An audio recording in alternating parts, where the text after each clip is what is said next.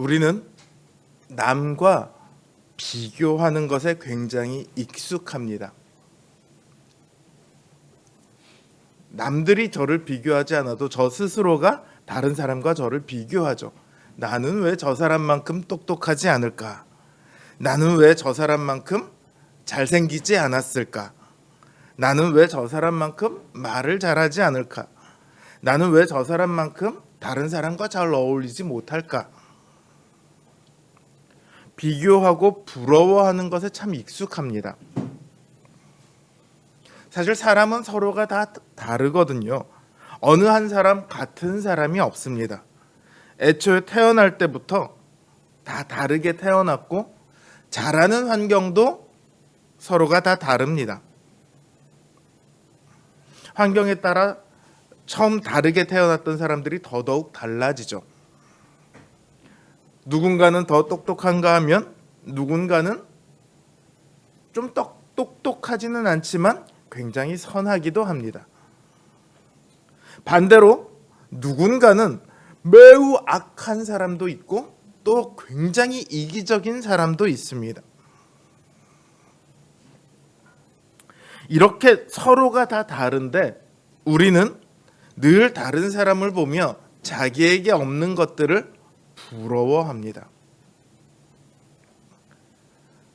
부러워하는 정도면 그래도 다행인데 그게 조금 심해지면 분노로 바뀌죠. 나만 왜 이렇게 태어났지? 나는 왜 남들처럼 재벌집에서 태어나지 않은 거야? 나는 왜 저 사람처럼 못할까? 자기 자신에게 혹은 자신의 환경에게 화를 냅니다. 또 좌절하기도 하죠. 나는 저렇게 할 자신이 없어. 나는 애초부터 글러먹은 것 같아. 또 그런가 하면 질투하기도 합니다. 자기보다 잘난 것처럼 보이는 사람을 미워하고 깎아내리게 되죠. 재밌는 건 남을 질투하는 사람이요. 반대로 자기보다 못해 보이는 사람을 무시하고 조롱하고 차별합니다.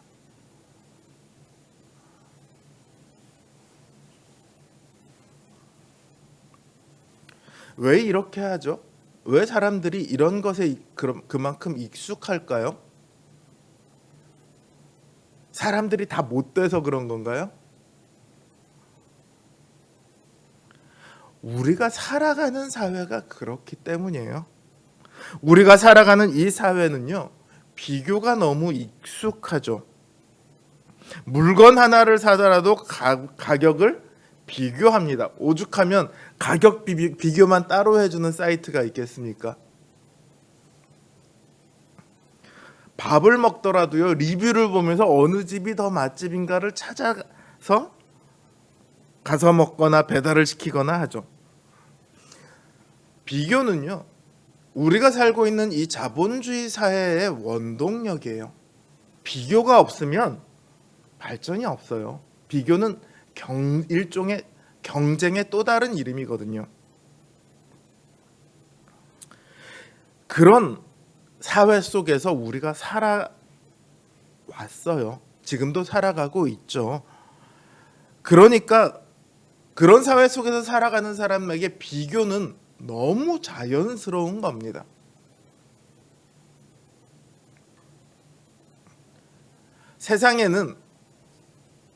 세상에서는 이런 비교는 너무 자연스러운 거고 당연하게 받아들여야 할 것입니다. 그러나 교회에서는 그렇지 않습니다. 하나님은 사람들을 다 다르게 만드셨어요. 성별도 다르고 인종도 다르고 국가, 가정 환경, 개인적인 유전자 등등 모든 것이 다 다릅니다. 한 사람도 같은 사람이 없습니다. 하나님께서 이렇게 만드신 데는 그 이유가 있겠죠. 그러니 굳이 서로를 비교해야 할 이유가 없습니다. 하나님께서 결정하시고 하나님께서 그대로 행하신 것이거든요. 그런데 현실은 어떻습니까? 교회 안에도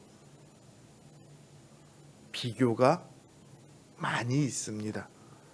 그게 너무 익숙하거든요. 늘 그렇게 살아가고 있거든요. 제가 아는 목사님 중에도 그런 분이 계세요.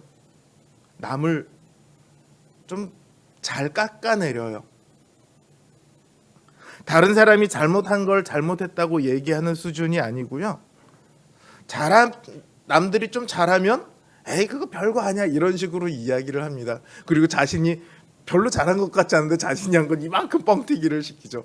주변에 그런 분들 다 한두 분씩은 있죠.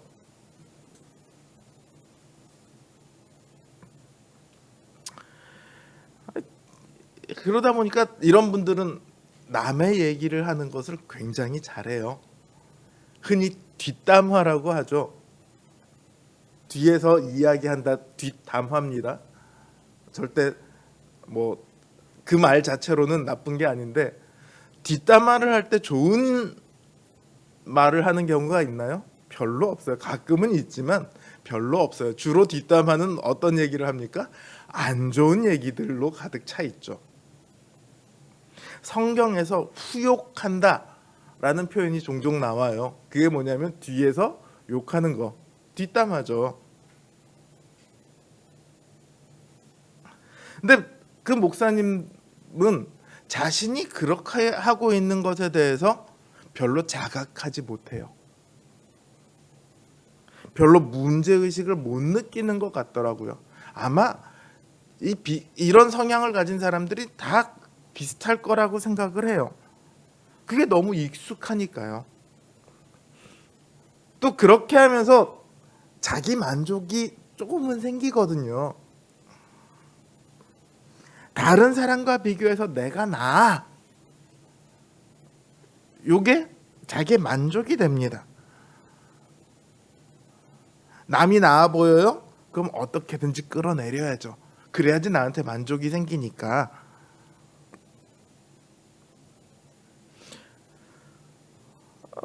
그 목사님만 그런 게 아니라 우리도 다 그렇죠.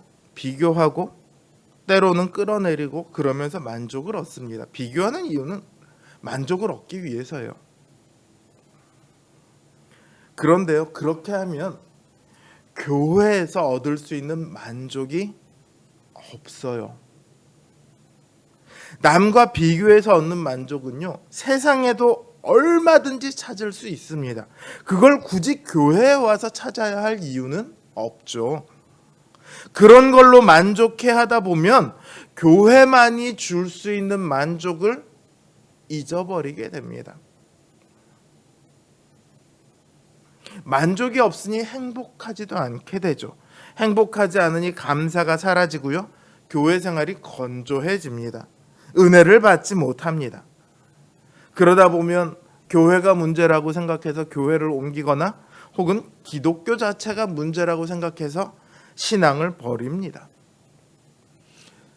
비교처럼 교회 안에서 서로 비교하고 질시하고 나중에 분노하고 좌절하고 미워하고 뭐 이렇게 되는 것들이 남들만 망치는 것이 아니라 결국은 자기 자신도 망치는 거죠.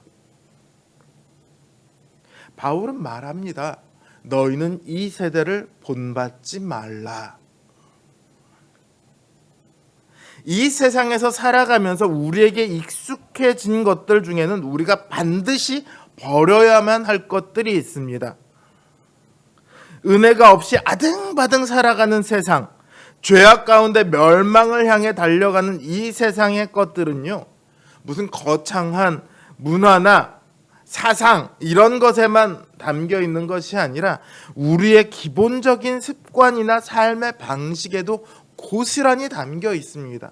왜냐하면 그런 사회 속에서 형성되었기 때문이에요. 그런 생활 습관들이나 그런 삶의 방식들이 그 세상 속에서 형성이 되었으니까 당연히 거기에 세상의 것들이 담겨 있습니다. 그리고 그 중에서도 어떤 것들은 반드시 우리가 치열하게 싸워야만 하는 것들이 있어요. 우리의 삶 속에서 그러한 것들을 제하기 위해 노력해야만 합니다. 어떻게 이런 것들을 제거해 나가죠?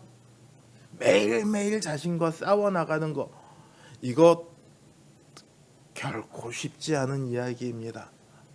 제가 지난주에도 잠시 운동선수 얘기를 했는데, 국가대표 선수들이 나와서 인터뷰를 하는 걸 들어보면 매일매일 도망가고 싶은 생각을 하루 10번씩 한답니다. 그만큼 힘이 들대요. 평생을 그 운동만 해왔는데도 힘이 든대요. 도망가고 싶대요. 그렇게 힘이 듭니다. 자기 자신과 싸우는 일이잖아요. 바울은 거기에 대해서 이렇게 말합니다. 내게 주신 은혜로 말미암아 너희 중 각 사람에게 말하노니. 우리가 이 세대를 본받지 말아야 하는 것, 그 중에서도 특히나 오늘 제가 말씀드리는 비교하지 않는 그 길을 바울은 어디서 찾고 있느냐?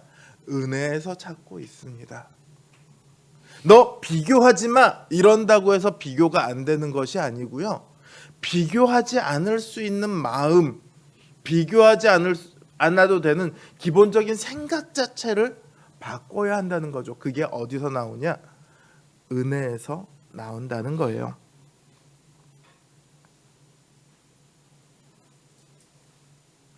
가장 근본적인 부분을 변화시키기 위해서 우리의 삶을 은혜 위에 세워야 합니다. 은혜는 우리에게 주어진 모든 것들을요, 비교가 아닌 다른 눈으로 보게 만듭니다. 하나님의 뜻, 하나님의 계획, 하나님의 생각, 하나님의 책임, 이 눈으로 우리의 삶을 바라보도록 하는 거죠. 교회 안에서 보면요, 은사가 다 다릅니다. 직분도 달라요. 어떤 분은 장로님이기도 하고, 어떤 분은 목사이기도 하고, 어떤 분은 권사님이기도 하고, 어떤 분은 집사님이기도 하고, 어떤 분은 그냥 아무 직분이 없는 신도이기도 합니다. 또 어떤 분은 기도를 정말 열심히 하시기도 하고요. 이런 분들은 또 자기 기도뿐만 아니라 온 교회 기도는 혼자서 도맡아 하시는 분들이 있어요. 정말 훌륭하신 분들이죠. 또 그런가 하면 어떤 분은 열심히 다른 분들을 찾아다니며 돕습니다. 이번에 한 목사님이 저랑 이제 페이스북으로 친구인데, 이 목사님이 자기 성도님 한 분의 글을 썼어요. 성도님이 권사님인데 한 분을 전도를 했대요. 전도를 해서 같이 나와서 얼마 안 돼서 갑자기 권사님, 그분도 안 보이고 이 권사님도 안 보이더래요. 연락을 해도 연락도 잘 안 되고. 근데 2년 만에 그 권사님이 다시 나타나셨대요. 혼자 나타나셨대요. 그러면서 목사님에게 찾아와서 얘기를 하더래요. 그 자기가 전도하신 분이 일본 분이신데, 한국에 뭐 연고도 없을 뿐만 아니라 일본에도 자녀가 없대요. 근데 병에 걸려서 일본에 가서 그분 병간호를 하고 그분이 돌아가시고 이제 혼자 돌아오셨다고 하더라고요. 그래서 원래 친하셨어요? 라고 했더니 별로 그렇게 친한 것도 아니었다고 하더라고요. 그 얘기를 이렇게 보는데, 이거는 세상 사람들의 눈으로 보면 완전히 바보잖아요. 그런데 우리는 그것에 감동을 받죠. 그게 너무도 옳다는 걸 아니까. 자, 이렇게 남들을 찾아다니며 돕는 일에 아주 특화되신 분들이 있어요. 또 어떤 분은요, 성경을 굉장히 잘합니다. 심지어 웬만한 목사님보다 성경을 더 잘하는 성도님들도 있어요. 또 어떤 분은요, 전도를 기가 막히게 잘합니다. 지나가는 사람만 보면 되든 안 되든 일단 전도를 하고 보세요. 목사님들도 보면 다 달라요. 설교를 잘하는 목사님이 있는가 하면 찬양을 너무 잘하는 목사님도 있습니다. 또 너무 선해서 정말 저분은 성경이 말하는 신앙의 바른 표준 같은 그런 분이 있는가 하면 또 어떤 분은 사랑이 기가 막히게 넘치는 목사님도 있어요. 그런가 하면 기획하고 뭔가를 만들어내는 일에 아주 뛰어나신 목사님도 있고요. 이분은 도대체 직업이 뭔가 하실 정도로 만능에 가깝게 전기부터 시작해서 목공 모든 거를 다 하실 수 있는 그런 목사님도 있어요. 이거는요, 서로의 직분과 은사가 다 달라요. 그런데요, 그 직분과 은사는 다 다른데 그 목적은 동일합니다. 사명이 동일하다는 뜻이에요. 그 사명이 뭡니까? 하나님의 뜻을 분별해서 거룩한 산제사로 자신을 드리는 것. 그래서 우리 삶을 거룩한 예배로 만드는 것. 이걸 한마디로 쉽게 얘기하면 뭐냐면 교회를 섬기는 거예요. 다른 사람들을 섬기는 거. 이게 바로 은사의 그리고 직분의 목적입니다. 그런데 가끔은 이걸 오해해요. 은사를 받았으면 혹은 직분을 받았으면 그게 자기가 잘 살았기 때문이다. 믿음 생활을 잘했기 때문이다. 이렇게 착각을 해요. 그러니까 은사를 자랑합니다. 또 그런 은사를 부러워하기도 하죠. 저도 중고등학교 때 방언하는 게 너무 부러웠어요. 왜 부러웠냐 하면 방언하면 있어 보여요. 친구들 아무도 방언 못하는데 저 혼자만 방언을 한다? 자랑하기 딱 좋거든요. 마치 받을만 하니까 받았다는, 남들보다 신앙이 더 뛰어나다는 그런 징표처럼 그걸 딱 내세울 수 있는 거예요. 너 방언할 줄 알아? 방언도 못해? 아이고.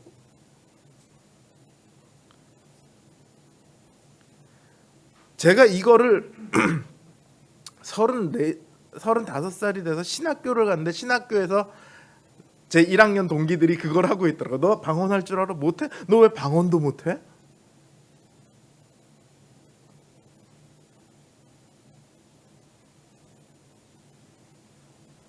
왜 이러냐? 앞에서 말했던 것처럼 세상의 방식, 그 비교에 너무 익숙해 있는 거예요. 우리의 신앙생활 안에 비교가 깊이 들어와 있는 거예요. 우리가 잘 섬기기 때문에 은사나 직분이 주어지는 것이 아니에요.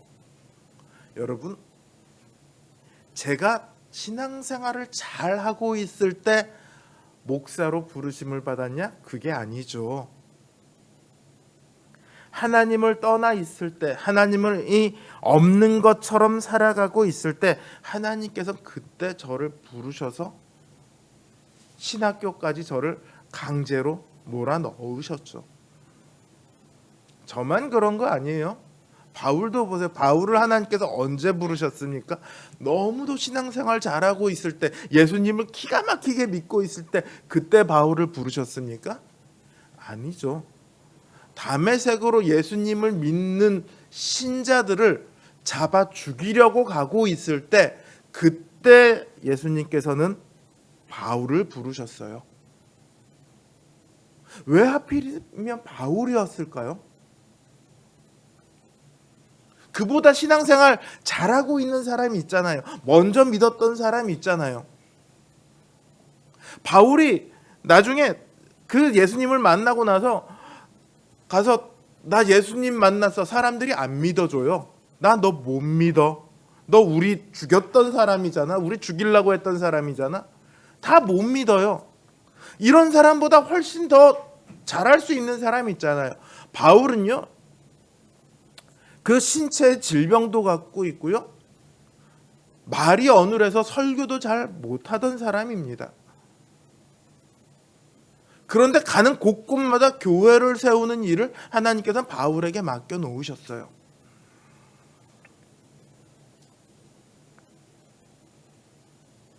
우리에게 주어진 은사와 직분들은요, 결코 우리 신앙의 수준에 대한 징표가 아닙니다. 그러니까 결코 자랑할 게 없어요. 하나님께서 우리에게 은사를 주신 것은요, 하나님의 몸된 교회를 섬기라고 주신 겁니다.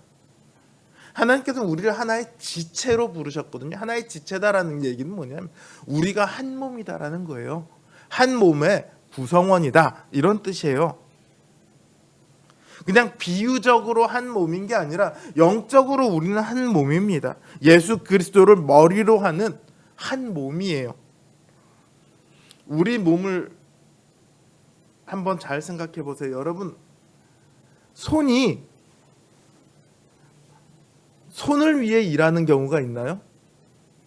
아주 드물어요. 언제?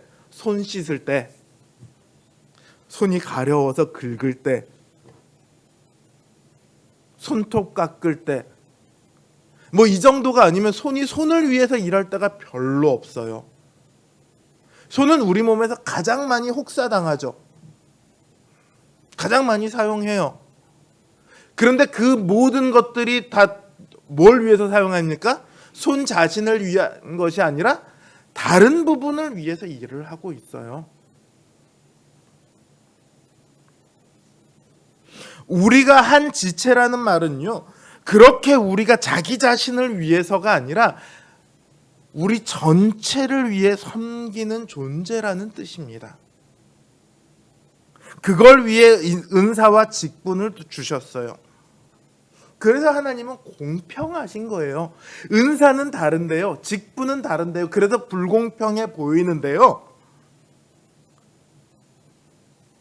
그게 자기를 위한 게 아니니까, 우리 전체를 위한 거니까 그래서 공평해지는 거예요. 큰 자는 작은 자를 위하고 작은 자는 큰 자를 위합니다. 큰 자가 큰 거는요, 자기를 위해서 큰 게 아니라 작은 자를 위해서 큰 거예요. 우리 중에 부유함이 있는 것은요, 자기를 위해, 자기의 편안함을 위해 부유함이 있는 것이 아니라 우리 가운데 가난한 자들을 위해 부유함이 주어진 겁니다. 또 작은 자도 작은 자 나름대로 큰 자를 얼마든지 위할 수 있습니다. 얼마나 공평합니까? 큰 자는 큰 걸 가지고 모두를 위하고 작은 자는 작은 걸 가지고 모두를 위할 수 있고, 찬양을 잘하는 사람은 찬양을 가지고 모두를 위할 수 있고, 기도를 잘하는 사람은 기도를 가지고 모두를 위할 수 있어요. 자기를 위해서가 아니라 우리 모두를 위해서 하면 크고 작음이 무슨 상관이 있습니까? 멋있어 보이고 좀 덜 멋있어 보이는 게 무슨 상관이 있습니까? 그래서 사도는 자기의 분수대로 섬기라, 이렇게 말합니다. 마땅히 생각할 그 이상을 품지 말라. 자, 한마디로 있는 걸로 족한 줄 알라는 뜻이에요. 우리는 우리에게 없는 것을 부끄러워합니다. 그리고 때로는 두려워하기도 해요. 마치 내가 부족해서 없는 것처럼, 내가 잘못해서 못 받은 것처럼 그렇게 여기는 거죠. 그럴 필요가 전혀 없습니다.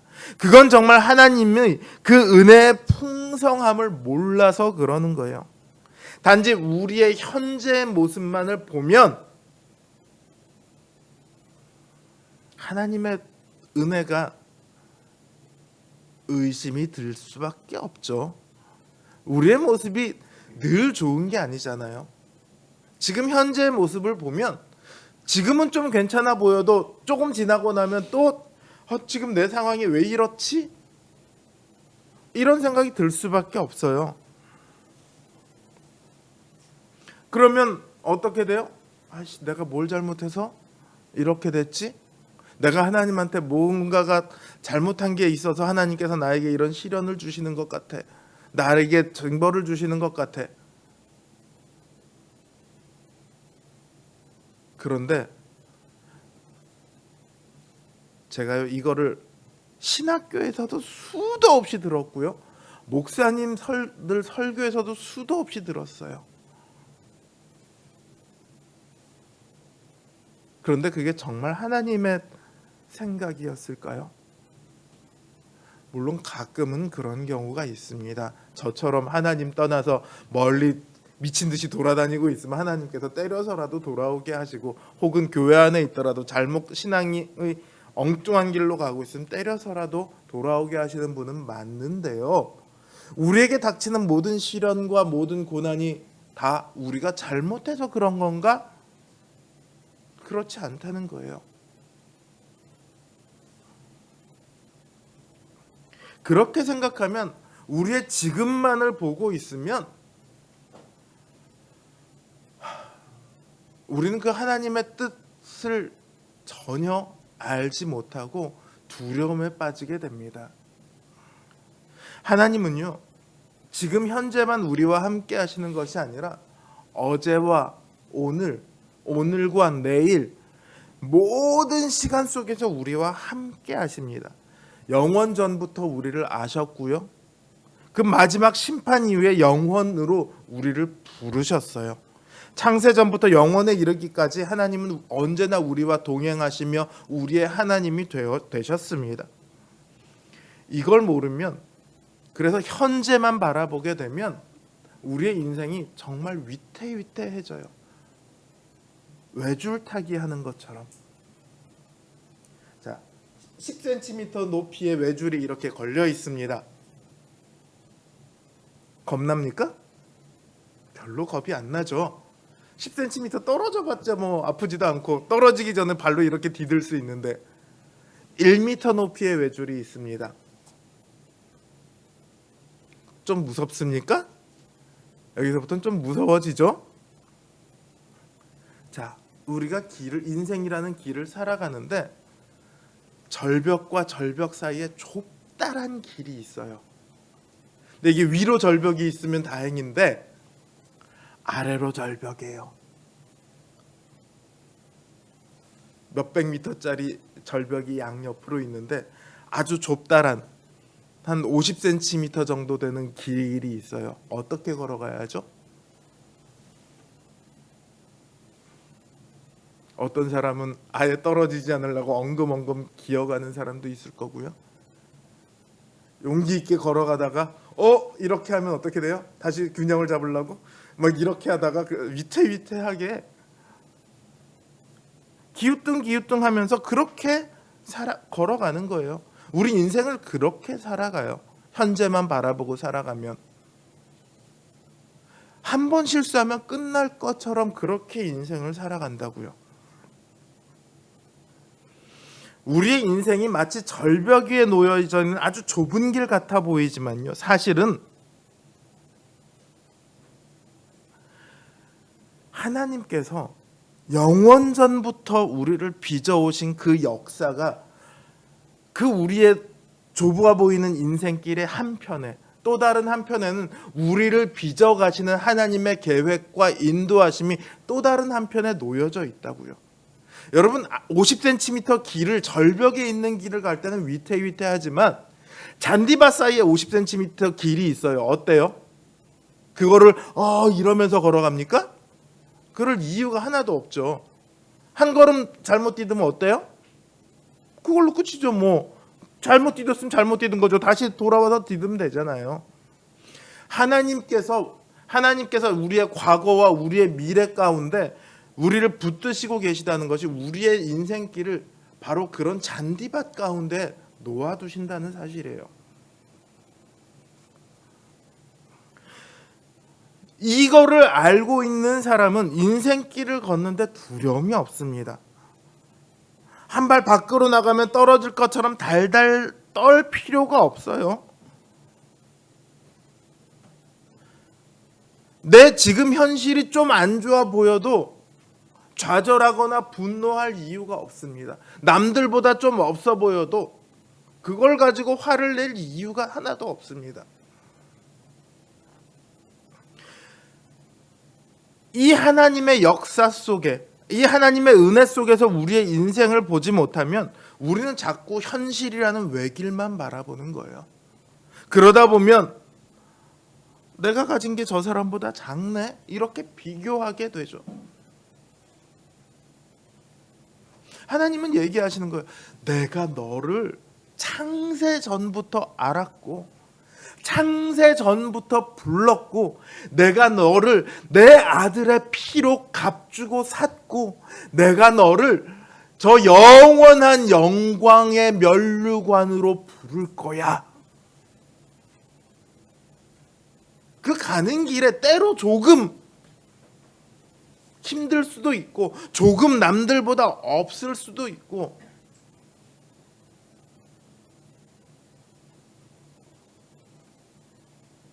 그렇더라도 그게 무슨 상관입니까?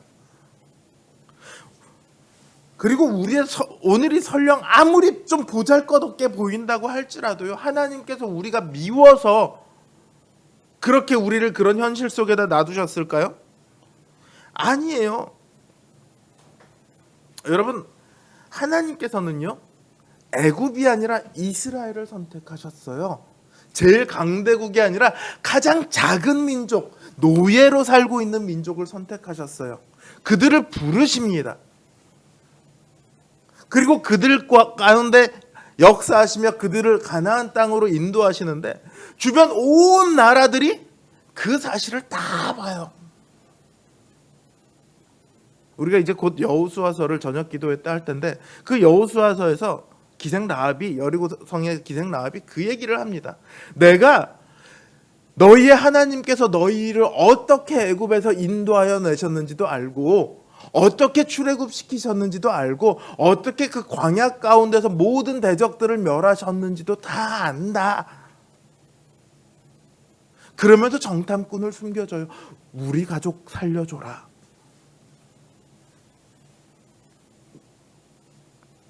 하나님께서 우리를 연약한 대로 놔두시는 것은요, 하나님이 우리와 함께 하신다는 것을 알도록 하기 위해서예요.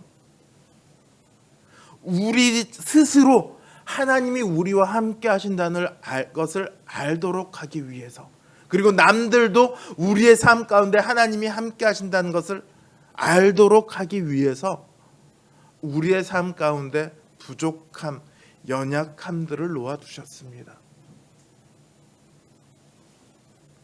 그러니 우리의 삶 전체가 하나님의 은혜 위에 놓여 있습니다.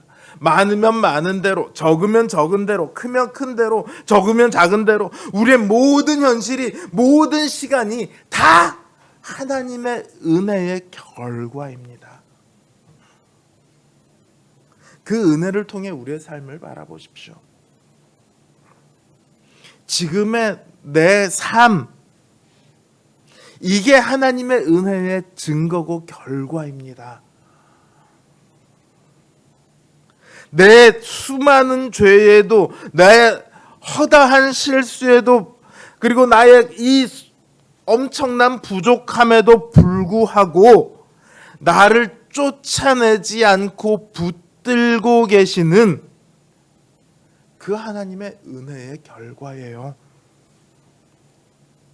굳이 비교하지 않아도 되는 그런 곳에 하나님께서 우리를 놔두셨습니다. 그 하나님을 믿음의 눈으로 바라볼 때요, 은혜 위에 서 있는 우리를 믿음의 눈으로 바라볼 때요, 우리는 더 이상 비교하지 않을 수 있을 거예요. 비교하지 않아도 되거든요. 그러니 더 이상 좌절할 필요도 없고 남을 부러워하거나 굳이 깎아내리거나 질투할 필요도 없습니다. 남을 무시하거나 없인 여기지 않아도 돼요. 여러분, 우리에게 주어진 이 은혜로 우리의 삶이 예배가 되게 하십시오.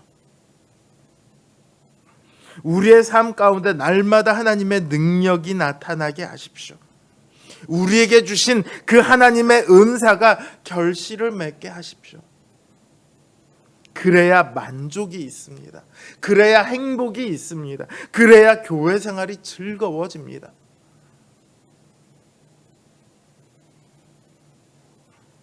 오늘도 우리를 빚어가시고 또한 인도해 가시는 그 하나님의 은혜에 감사하며 우리 주 예수 그리스도의 몸된 교회를 즐겁게 섬기는 우리 성도님들 되시길 바랍니다. 그 삶 가운데 하나님의 은혜와 하나님의 능력이 날마다 충만하게 나타날 줄 믿습니다.